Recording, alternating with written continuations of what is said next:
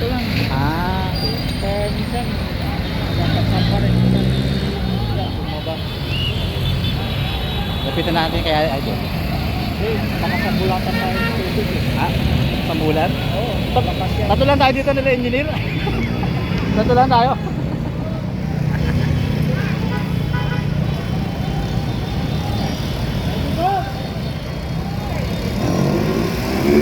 Kaya tayo dito ano?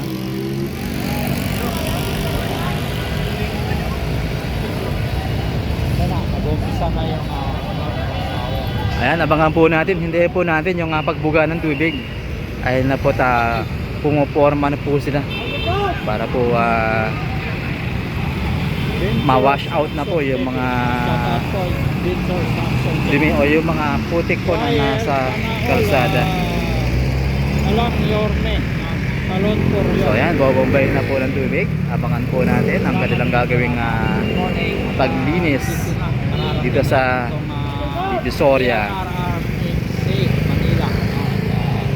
Yan yung masasaksiyan naman natin ngayon yung pagbubumba nila ng tubig dito.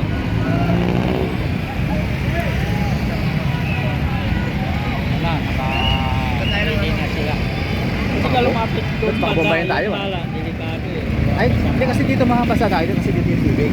Pag sa likod nila, Pagka nandito na, ano na tayo? kasi Para kita natin na. Idol, parang tayo pa yung tayo lumalabas na lagi ng isla, tayo yung nakatutok dito. yung Jarrell Yander, lagi din dito may school. Bago rin? O, ayun na doon. Pero matulaki na yung O, tatamaan tayo dito. Ayun, tatamaan tayo dito. Ayun, ay, binobomba na nila. gawa nila.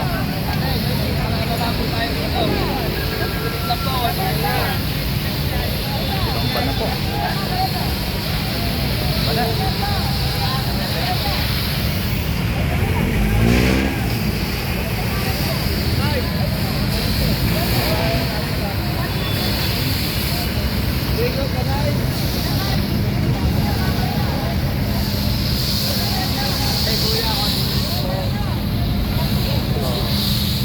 Dalawang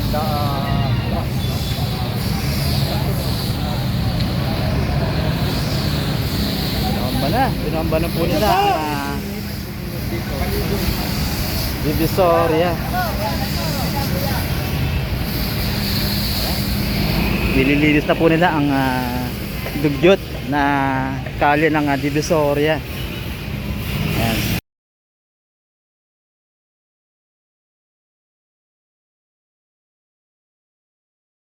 Ang linisin ng dugyot na Divisoria. Ayan, dito po sa Recto Avenue.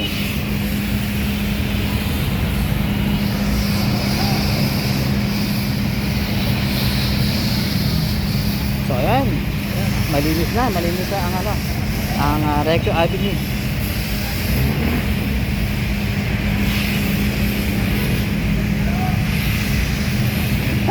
Tatlo lang talaga tayo.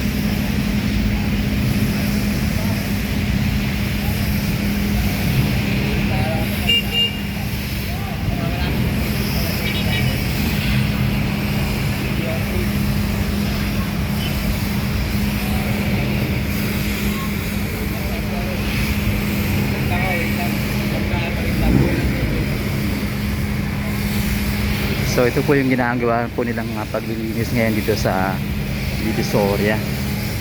Ayan, may chemical daw po kasi itong tubig dito. Itong ginagamit po nila para po matanggal po yung masangsang na amoy dito sa kalsada.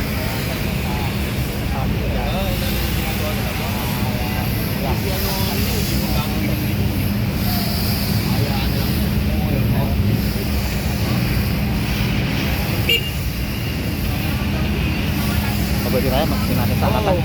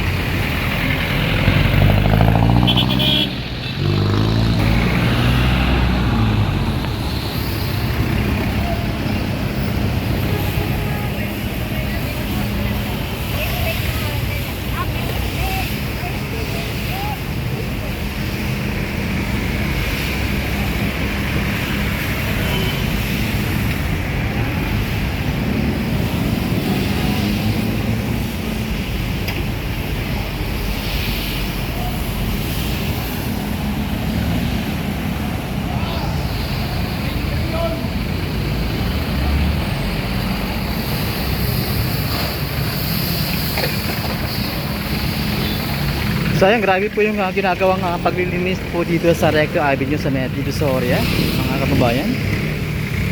Ganyan po sila katyaga, ganyan po katyaga si Yorme. Ayan, kung tumabaho, talagang malinis. Pinapaliguan na po ang buong Divisoria dito sa may Recto Avenue.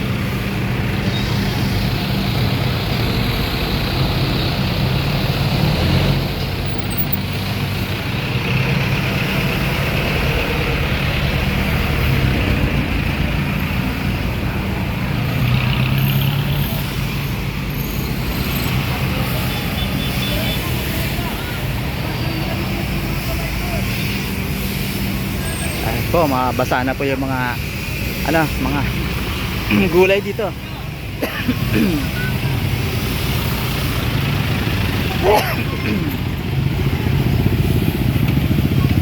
Ayan, talagang matindi si Yorme kapag tumilos, talagang pulido.